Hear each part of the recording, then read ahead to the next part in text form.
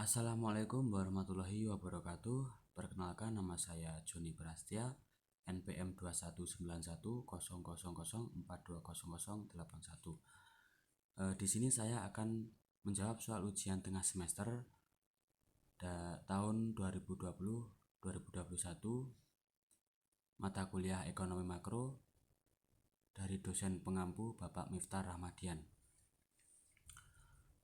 Untuk soal yang pertama, ada apa yang Anda pahami tentang pendapatan nasional dan bagaimana metode atau cara untuk menghitung pendapatan nasional? Pendapatan nasional adalah jumlah pendapatan yang diterima oleh seluruh rumah tangga keluarga atau RTK di suatu negara dari penyerahan faktor-faktor produksi dalam satu periode waktu tertentu, atau biasanya bisa 1 tahun. Nah, untuk cara atau metode menghitung pendapatan nasional ada 3 cara, yaitu yang pertama produksi. Produksi adalah kegiatan yang menciptakan nilai tambah atau value added. Jadi pada perhitungan pendekatan produksi hanya mencakup perhitungan nilai tambah dari atau pada setiap lahan atau sektor. Untuk rumus perhitungannya, Y sama dengan P1 kali Q1 plus P2 kali Q2 plus PN kali Qn. Untuk keterangannya, Y sama dengan pendapatan nasional, P1 harga barang ke-1, Q1 jenis barang ke-1, PN harga barang ke-N, dan Qn jenis barang ke-N. Untuk cara atau metode yang kedua ada pendapatan. Pendapatan adalah jenis pendapatan nasional yang diperoleh dengan cara menjumlahkan pendapatan dari berbagai faktor produksi yang memberikan sumbangan terhadap proses produksi. Untuk rumusnya, Y sama dengan R plus W plus I plus P. Keterangannya, Y sama dengan pendapatan nasional, R sama dengan pendapatan dari upah gaji dan lainnya, W sama dengan pendapatan bersih dari sewa, I sama dengan pendapatan dari bunga, dan P sama dengan pendapatan dari keuntungan perusahaan dan usaha perseorangan. Untuk yang metode yang ketiga ada pengeluaran. Perhitungan pengeluaran dilakukan dengan cara menjumlahkan seluruh pengeluaran berbagai sektor ekonomi, yaitu rumah tangga, pemerintah, perusahaan, dan masyarakat luar negeri suatu negara pada periode tertentu. Untuk rumusnya, Y sama dengan C plus 1 plus I untuk rumusnya yaitu Y sama dengan C plus I plus G plus X dikurangi M. Keterangannya, Y sama dengan pendapatan nasional, C konsumsi rumah tangga, I investasi, G pengeluaran pemerintah, X ekspor, dan M impor. Untuk soal yang kedua ada jelaskan aliran pendapatan perekonomian 2 sektor, 3 sektor, 4 sektor, disertai dengan gambar dan syarat perekonomian tersebut mencapai keseimbangan. Baik, untuk perekonomian 2 sektor terdiri dari 2 pelaku, yaitu rumah tangga konsumsi atau RTK atau masyarakat, dan rumah tangga produksi atau perusahaan atau produsen.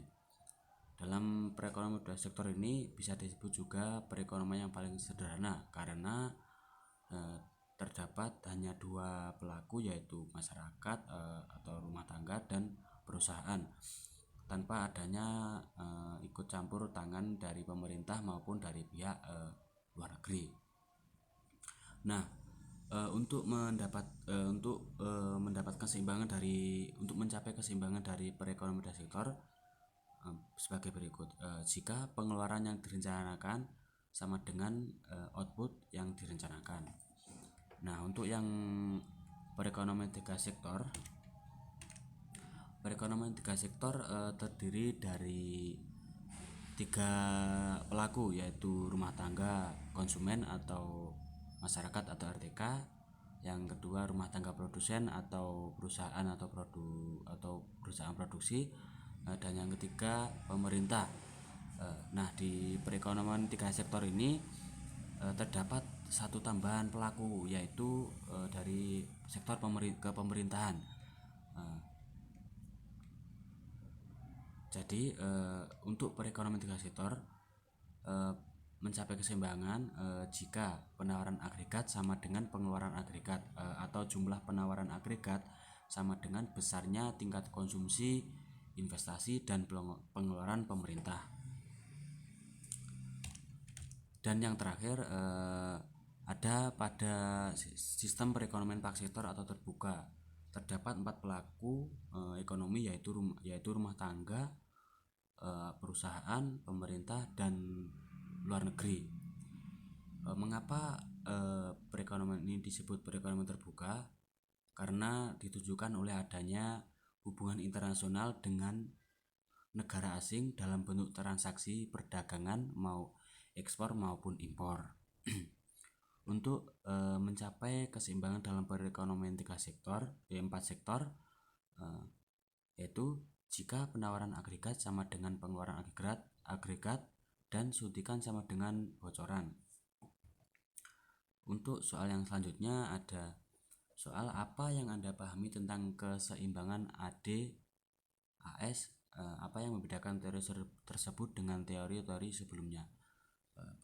Keseimbangan AD/AS adalah analisis keseimbangan ekonomi negara dalam keadaan harga yang mengalami perubahan. Konsep pengeluaran agregat berlaku pada harga tetap, sedangkan permintaan agregat berlaku pada harga yang berubah-ubah.